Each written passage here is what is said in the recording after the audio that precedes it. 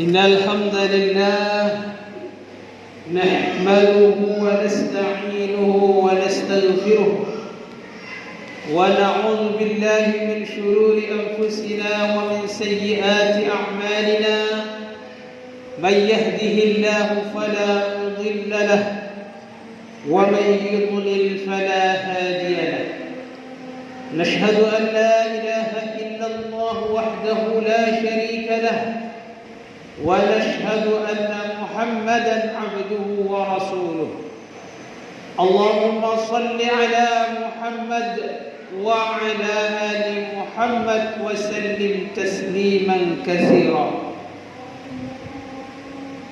قال الله تعالى في كتابه الكريم بعد أعوذ بالله من الشيطان الرجيم بسم الله الرحمن الرحيم يا أيها الذين آمنوا اتقوا الله حق تقاته ولا تموتن إلا وأنتم مسلمون وقال الله عز وجل يا أيها الإنسان ما غرك بربك الكريم الذي خلقك فسواك فعدلك في أي صورة ما شاء ركبك كلا بل تكذبون بالدين وإن عليكم لحافظين كراما كاتبين يعلمون ما تفعلون صدق الله العظيم أما بعد أوصيكم ونفسي بتقوى الله وطاعته فقد فاز المتقون. Hadirin sidang jamaah salat Jumaat rahimakumullah. Khatib tidak bosan-bosannya dan tidak jemu-jemunya untuk mengingatkan kami pribadi serta hadirin sekalian untuk senantiasa meningkatkan ketakwaan kita hanya kepada Allah Azza wa Jalla dan senantiasa kita berdoa dan bermunajah kepada Allah Subhanahu wa taala. Moga-moga kita diwafatkan dalam keadaan Islam wal iman. Amin Allahumma amin. Tema khutbah pada hari yang mulia ini adalah makna hakikat sebenar ibadah kurban. Makna hakikat sebenar ibadah kurban. Hadirin rahimakumullah. Alhamdulillah, bersyukur kehadirat Allah Subhanahu wa taala karena pada hari Jumaat, tepatnya hari ini merupakan bulan hari tanggal 1 bulan Zulhijjah, yang mana di bulan ini adalah bulan yang sangat mulia, sehingga kita diperintahkan oleh baginda Muhammad sallallahu alaihi wasallam untuk senantiasa meningkatkan ibadah berzikir kepada Allah Subhanahu wa taala. Dan juga di bulan Zulhijjah, bagi insan-insan manusia yang berkemampuan, kita diwajibkan untuk melakukan ibadah haji. Man istata'a ilaihi sabila dhahaban wa iyyaban. Bagi orang yang mampu sama ada berangkatnya dan pulangnya. Dan juga di bulan Zulhijjah, alhamdulillah, saya berhusnuzan kepada hadirin sekalian, adalah disunnatkan yang merupakan sunnah muakkadah, yaitu beribadah melakukan sembelihan kurban. Namun tidak banyak yang mengetahui hakikat kurban, hakikat makna sebenar dari kurban ini. Sebelum kita jauh membicarakan hakikat kurban, juga saya mengingatkan sedikit sejarah mengenai baginda Ibrahim alaihi salam. Bermula beliau sudah lama berdoa kepada Allah Subhanahu wa taala berpuluh-puluh tahun Ini diabadikan di dalam surah As-Saffat. Rabbi habli minas salihin, kata baginda Ibrahim alaihissalam. Berikan, anugerahkan kami keturunan-keturunan yang soleh. Maka Allah Subhanahu wa taala memakbulkan doanya Ibrahim alaihissalam. Fabasyarnahu bighulamin halim. Kemudian dianugerahi seorang putra yang bernama Ismail alaihissalam. Falamma balagha ma'ahu as-sa'ya, setelah Ismail sampai kepada usia dewasa, maka Ibrahim diberikan satu wahyu bermimpi. Kata beliau baginda Ibrahim alaihissalam, qala ya bunayya inni ara fil manam anni azbahuka fanzur madza tara.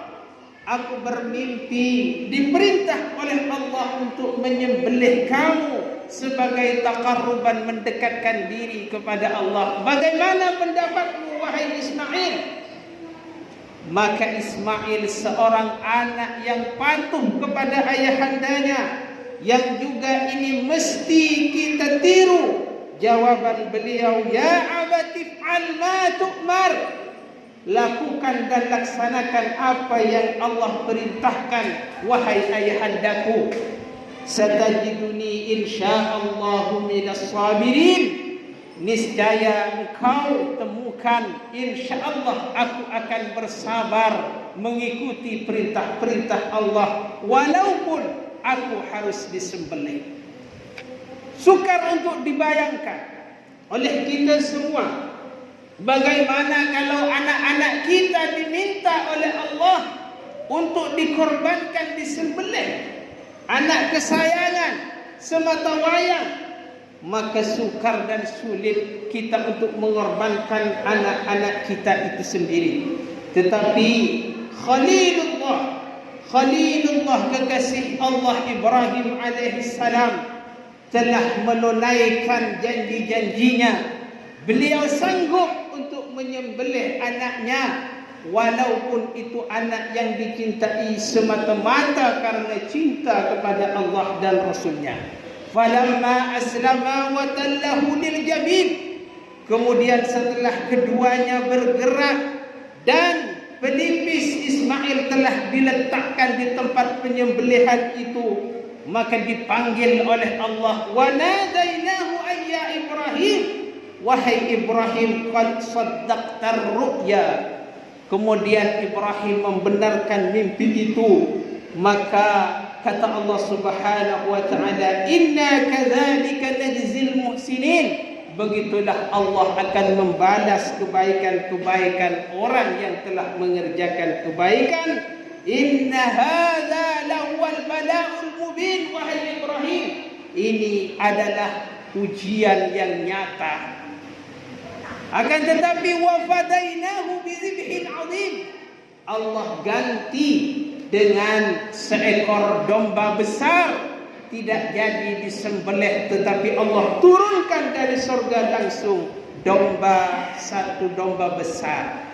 Dari inilah baginda Muhammad sallallahu alaihi wasallam kepada kita semuanya disyariatkan bagi kita yang sudah berkemampuan untuk mengeluarkan sedikit hartanya, berkorban semata-mata taqarruban ila Allah Subhanahu wa taala. Sekali lagi sulit bagi kita untuk mengorbankan anak ataupun keluarga kita, tetapi Allah sekarang tidak meminta sebagaimana permintaan kepada Ibrahim alaihissalam, akan tetapi hanya ingin Allah Subhanahu wa taala mendidik kita bagi yang sudah mampu untuk menyembelih daging kurban untuk dibahagikan kepada orang-orang fuqara wal masakin. Hadirin rahimakumullah. Ada satu kisah dua orang kaya. Dua orang kaya bertanya kepada si kaya satunya, si fulan, bagaimana tentang kamu, adakah tahun ini, bulan ini akan berkorban? Ya, kata si kaya, si fulan, si A, saya akan berkorban. Si B minta pendapat kepada si A, bagaimana tentang saya? Apakah saya harus berkorban? Maka kata si kaya satunya, karena dua-dua ini orang kaya, wajib bagi kamu berkorban.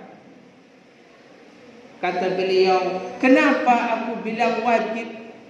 Walaupun aku tidak tahu hukum secara 100%, tetapi aku bilang wajib bagi kamu. Kenapa?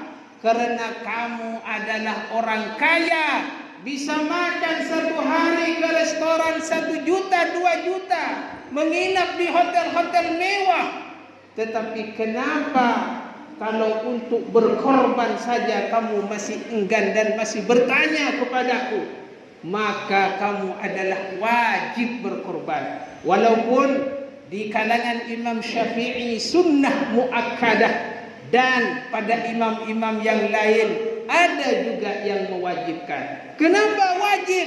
Ya, kalaulah, mohon maaf hadirin sekalian, kita makan setiap hari habis dalam 100.000 misalnya, maka 1 bulan 3 juta. Kenapa kita tidak mampu untuk menyembelih kurban, untuk sedikit menginfakkan hartanya di jalan Allah, taqarruban ila Allah subhanahu wa ta'ala. Inilah makna hakikat berkurban, berlandaskan dalil daripada Allah subhanahu wa ta'ala berfirman yang bunyinya, innamal mu'minuna allazina amanu billahi wa rasulih thumma lam yartabu wa jahadu bi amwalihim wa anfusihim fi sabilillah ulaika humus shadiqun. Siapakah orang-orang mukmin yang sebenarnya? Orang mukmin yang sejati adalah orang-orang yang beriman kepada Allah dan Rasulnya, dan dia tidak ragu dan terus yakin. Namun kita perhatikan dalam ayat ini, wajahadu bi amwalihim, dia mengorbankan, berjihad, mengorbankan atau menginfakkan, membelanjakan hartanya, bi amwalihim wa anfusihim. Allah tidak sebut wa anfusihim wa amwalihim, bukan Allah sebut diri kamu dan hartamu, akan tetapi Allah sebut pertama kali bi amwalihim wa anfusihim. Dengan harta kamu menolong agama Allah, dengan harta kamu untuk menginfakkan hartanya di jalan Allah, ulaika humus shadiqun, itulah orang-orang yang benar di dalam keimanannya. Kenapa Allah sebut amwal yang pertama? Karena di kalangan kita banyak yang bakhil untuk menginfakkan hartanya di jalan Allah subhanahu wa ta'ala. Betapa banyak orang yang berpura-pura mampu, tetapi dia tidak mampu. Artinya dia sebenarnya mampu, mau berangkat ke haji, ke Baitullah, zihaban wa iyaban, berangkatnya dan pulangnya. Tetapi belum lagi mereka masih berpura-pura untuk tidak segera berangkat haji ke Baitullah. Betapa banyak orang-orang yang sudah banyak tabungannya, tetapi bakhil dan kedekut untuk sedikit sahaja menginfakkan hartanya di jalan Allah, terutamanya di bulan Zulhijjah ini. Siapkan untuk menyembelih kurban, untuk sedikit diinfakkan hartanya di jalan Allah subhanahu wa ta'ala, supaya berkurban dan dagingnya dibagi-bagikan kepada fuqara dan masakin. Itulah makna yang pertama daripada kurban. Makna yang kedua daripada kurban, sudahlah jenengan berkurban, pastikan betulkan niat, karena Allah subhanahu wa ta'ala berfirman, la yanalallaha luhumuha wala dima'uha walakin yanaluhu taqwa. Allah tidak perlu daging dan darahnya itu ya diperlukan oleh fuqara dan miskin, orang-orang yang memerlukan, tetapi pastikan niat taqarruban, mendekatkan diri kepada Allah, cinta benar-benar kepada Allah Subhanahu wa taala. Kerana apa? Kerana apapun yang jenengan beli untuk kurban itu, tetapi kalau tidak diniatkan karena takwa kepada Allah, maka sia-sialah ibadah itu.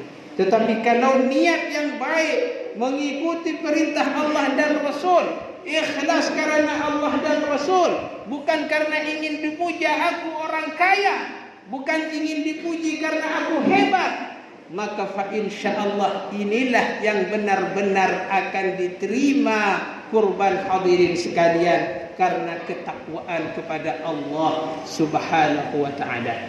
Masih banyak sebenarnya yang akan saya share dan akan kami kongsikan kepada hadirin sekalian. Karena terbatasnya waktu, fa insyaallah yang terpenting kesimpulan daripada khutbah pada hari ini, berkurbanlah sebelum harta-harta panjenengan mengobarkan dan membakar kalian, karena kalian bagi kita-kita yang sudah mampu. Kecualilah kita tidak mampu, maka kita berdoa kepada Allah, mudah-mudahan diberikan kemampuan dan mampu melaksanakan ibadah kurban, tepatnya nanti pada 10 Zulhijjah, 11 Zulhijjah, 12 dan 13. InsyaAllah mudah-mudahan bermanfaat apa yang kami sampaikan ini, terutamanya kepada diri kami dan hadirin sekalian. A'udzubillahi minasyaitonir rajim. Bismillahirrahmanirrahim. Inna a'tainakal kautsar fashalli li rabbika wanhar inna syani'aka huwal abtar. أقول قولي هذا وأستغفر الله العظيم لي ولكم ولسائر المسلمين والمسلمات فاستغفروه إنه هو الغفور الرحيم.